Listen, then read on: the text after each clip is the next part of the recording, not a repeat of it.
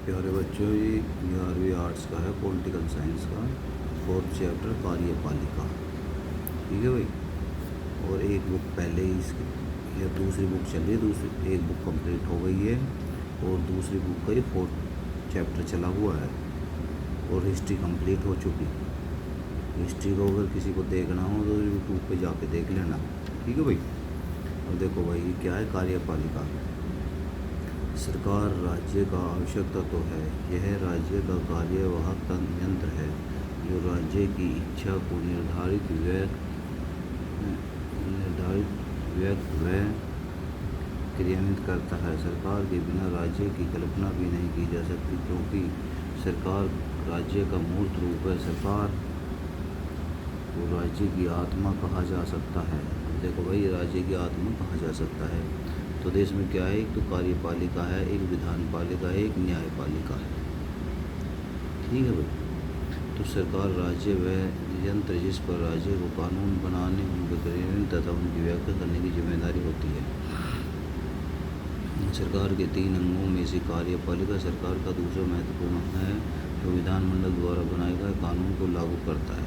देखो भाई, ये क्या कह रहा है, विधानमंडल द्वारा बनाए गए कानून को लागू करता है। मतलब जो हमारा संसद में कानून पास हो जाता है, बिल पास हो जाता है, वो कानून बन जाता है।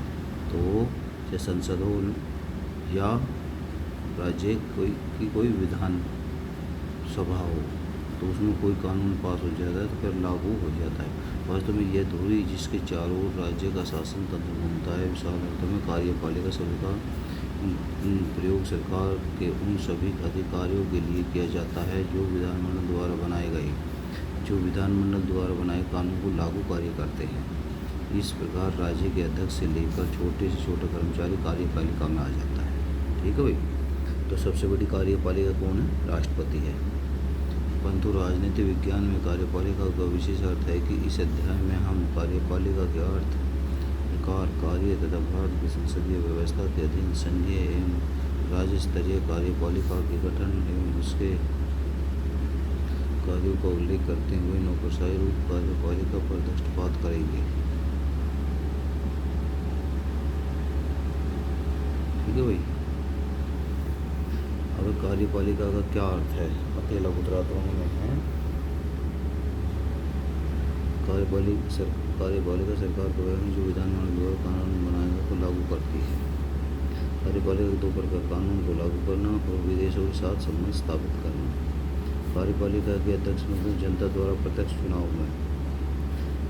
दूसरा है संसद अथवा निर्वाचन मंडल द्वारा चुनाव। कार्यपालिका का जो ऐसे 2 राज्य है, जहाँ ये राज्य आ रहे हैं, समझो कोई देश है, ऐसे 2 राज्यों के नाम बताइए जिनमें इकहरी कार्यपालिका, मतलब एक ही कार्यपालिका। भारत तथा संयुक्त राज्य अमेरिका में इकहरी कार्यपालिका है, यानी एक ही कार्यपालिका है। ठीक है भाई। ये क्या है, भारत में इकहरी कार्यपालिका है।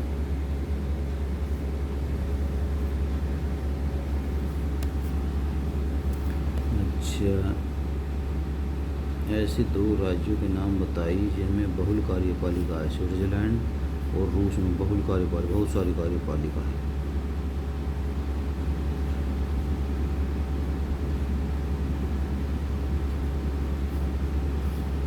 कार्यपालिका के 2 प्रकार बताइए। एकल कार्यपालिका, बहुल कार्यपालिका। पैतृक कार्यपालिका से पैतृक कार्यपालिका में राजा का पद पैतृक अथवा वंशज होता है तथा इसे इंग्लैंड, जापान में पैतृक कार्यपालिका है। मतलब राजा, फिर उसका बेटा, फिर उसका बेटा, फिर उसका बेटा, तो वो क्या हो गया भाई, वंशज के आधार पर। ठीक है।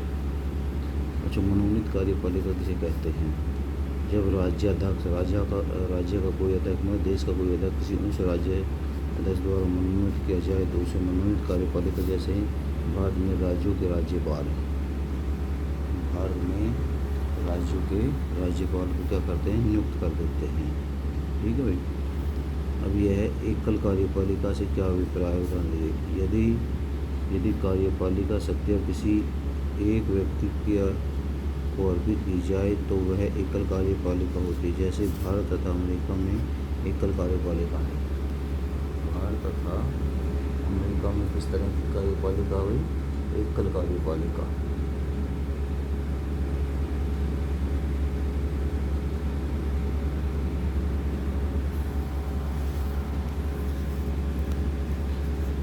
कुछ भी बताओ। बहुल कार्यपालिका से क्या अभिप्राय तथा उदाहरण देते। यदि यदि कार्यकारी शक्तियाँ कुछ व्यक्तियों के समूह अथवा सीमित समिति को प्रदान की जाए तो उसे बहुल कार्यपालिका कहा जाता है। जैसे स्विट्जरलैंड तथा रूस में बहुल कार्यपालिका है। वास्तविक कार्यपालिका से कहते हैं। वास्तविक कार्यपालिका वह है जो वास्तविक रूप में कार्यपालिका की शक्तियों का प्रयोग करती है। भारत में प्रधानमंत्री, मंत्रिमंडल और अमेरिका में राष्ट्रपति कार्यपालिका है। नाम मात्र की कार्यपालिका के अभिप्राय जब संविधान द्वारा प्राप्त शक्तियों का प्रयोग स्वयं न करके उसके नाम पर अन्य व्यक्ति अथवा संस्था शक्तियों का प्रयोग करते, जैसे भारत में राष्ट्रपति, इंग्लैंड में राजा अथवा रानी, उसे नाम मात्र की कार्यपालिका कहा जाता है। राजनीतिक कार्यपालिका किसे कहा जाता है। राजनीतिक कार्यपालिका ऐसी कार्यपालिका को कहा जाता है जो कुछ समय के लिए चुनाव अथवा अन्य साधनों द्वारा नियुक्त की जाती है। स्थायी कार्यपालिका से क्या अभिप्राय है। स्थायी कार्यपालिका कुछ शैक्षणिक अथवा तकनीकी योग्यता के आधार पर एक लंबी अवधि के लिए नियुक्त की जाती है। इसमें नौकरशाही तथा अन्य सरकारी कर्मचारी शामिल होते हैं। भारत में संसदीय शासन प्रणाली की तो विधान पालिका तथा कार्यपालिका में घनिष्ठ। दूसरा है व्यक्तिगत उत्तरदायित्व। तो भाई ये क्या है, ये सारे छोटे क्वेश्चन हैं, ठीक है भाई। अब देखो ये बड़े समझाएंगे, अति लघुत्रात्मक समझाएं, देखिए लघुत्रात्मक क्या। कार्यपालिका का क्या अर्थ है। कार्यपालिका सरकार को कहेंगे जो विधानमंडल, जो मतलब MLA MP द्वारा बनाए गए कानूनों को लागू करता है। विस्तृत अर्थों में कार्यपालिका शब्द का प्रयोग उन सभी सरकारी कर्मचारियों के लिए किया जाता है जो सरकारी कर्मचारी लगे हुए उनको लिए, उनको क्या कहेंगे, कार्यपालिका कहेंगे, ठीक है भाई। सरकारी कर्मचारी के लिए किया जाता है जो विधानमंडल द्वारा बनाए गए कानूनों को लागू करने में भाग लेते। परंतु राजनीतिक विज्ञान में कार्यपालिका शब्द का प्रयोग केवल उन्हीं व्यक्तियों के लिए किया जाता है जो राज्य की शासन नीति को निर्धारित करते हैं। भारत में राष्ट्रपति, प्रधानमंत्री तथा अन्य मंत्री कार्यपालिका में आते हैं।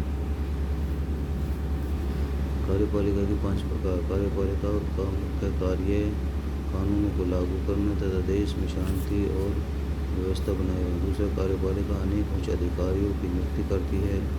कार्यपालिका देश की आंतरिक तथा विदेश नीति का निर्माण करती है। कार्यपालिका सरकार का वार्षिक बजट तैयार कर देता है तो विधानमंडल में पास करवा।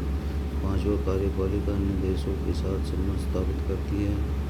वह अन्य देशों में जाने वाले राजदूतों की नियुक्ति करती है तथा अन्य देशों से आने वाले लोगों का स्वागत करती है। कार्यपालिका ही अन्य देश के साथ संधियाँ एवं समझौते करती है।